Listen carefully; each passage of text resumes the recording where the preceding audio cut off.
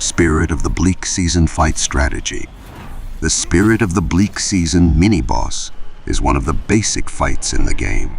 Not only it is a limited and optional boss, but the developers seem to have used the same movesets and artificial intelligence of one of the regular enemies in the game, which is the Bringer of Nullity. Later on, this entity can be fought as a mini-boss in Sister. So players who manage to fight the said mini-boss previously will not have a hard time beating the Spirit of the Bleak Season boss.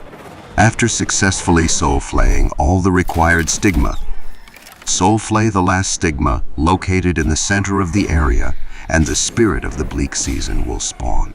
As mentioned previously, it behaves almost exactly the same as Bringer of Nullity. This means this boss will also rely heavily on its twin blades to deal damage. The only difference is its appearance, since it wears a pumpkin on its head. Starting with its basic attack movesets, it can deal a melee combination attacks that can easily be dodged by rolls.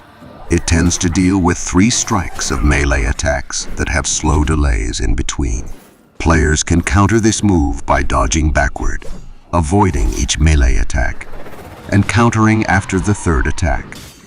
The 3rd and final of this boss's melee combination attack usually gives you an opportunity to strike back since it has a long wind-up time. So it is safe to wait for its melee attack combination to finish before striking for starters. Probably its deadliest moves are its spinning strike attack and surprise attack. One can dodge the spinning attack by simply dodging to your left or right side. The surprise attack is not a new thing, as the regular Bringer of Nullity loves to do this. It will remove itself from the arena by dissipating on the ground.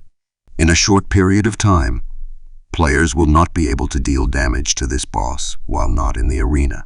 So it is best to wait for it and continue moving around the arena. Once it shows itself again, it will jump on you and do an overhead attack with both of its blades, simply for the half of attack animation to finish and dodge accordingly.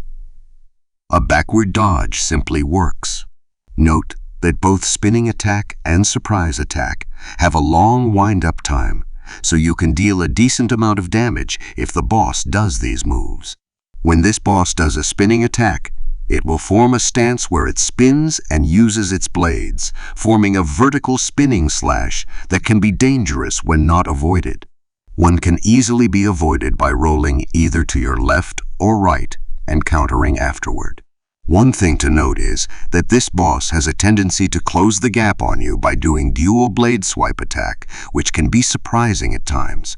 We tend to rely on iframes to dodge this attack, so simply roll or dash backward and counter. Do the same strategies and this boss will fall in no time.